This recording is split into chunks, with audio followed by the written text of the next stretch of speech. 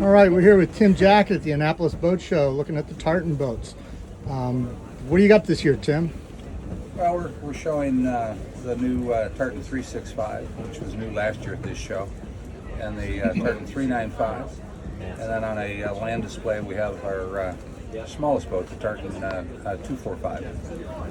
So we're here with these boats, but most recently we launched the first of the Tartan 455. Launched it in the Cleveland area on Lake Erie. They've been built for a couple of years and kind of delayed through the COVID years and moving the factory and what have you, but finally got her in the water shortly after the 4th of July and got our sea trials in. But it's a it's a little different concept. It's a deck house boat. It has inside steering as well as a full cockpit, aft cockpit with outside steering, twin wheels. But the whole concept was a boat where the flow from basically the cockpit into that helm deck area was pretty open. You wanted to be able to get into the inside of the boat with it's one step into the helm deck. There's a galley up in that space, large U-shaped settee with a dining table, and then at the forward end, on the starboard side, a full inside steering station with engine controls and steering wheel. And port side has a mate seat, if you will, or nav area. Again, forward facing, so both folks have a nice view forward through the big open glass windows.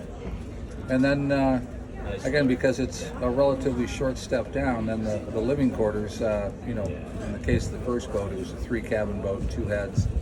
But it's about 4 steps down into the living quarters. And owner's stateroom forward, nice full head for the owner's stateroom with a shower, and then a port and starboard guest cabins with a separate head with shower.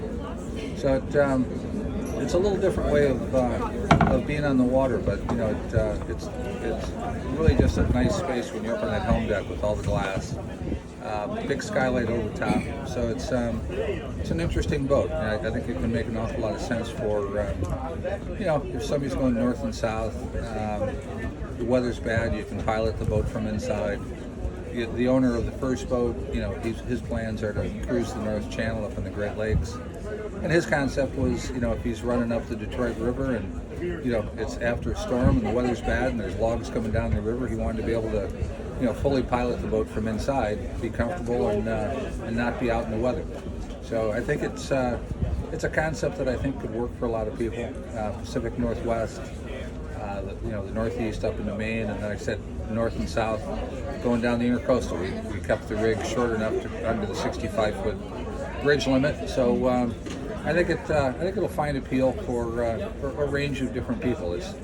I'm sure it won't be for everyone, but if somebody's doing that type of sailing, I think it's a really good concept.